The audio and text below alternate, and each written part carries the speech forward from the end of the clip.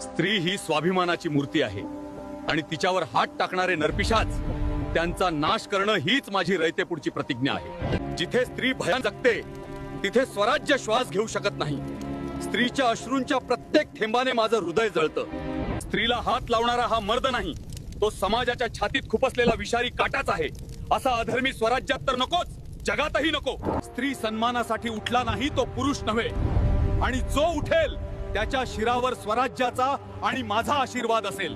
स्त्री ही स्वाभिमानाची मूर्ती आहे आणि तिच्यावर हात टाकणारे नरपिशाच त्यांचा नाश करणं हीच माझी रयतेपुढची प्रतिज्ञा आहे। जिथे स्त्री भयाने जगते तिथे स्वराज्य श्वास घेऊ शकत नाही।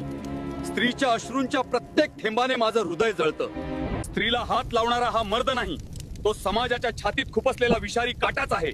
असा अधर्मी स्वराज्यात तर नकोच, जगातही नको। स्त्री सन्मानासाठी उठला नाही तो पुरुष नव्हे, आणि जो उठेल त्याच्या शिरावर स्वराज्याचा आणि माझा आशीर्वाद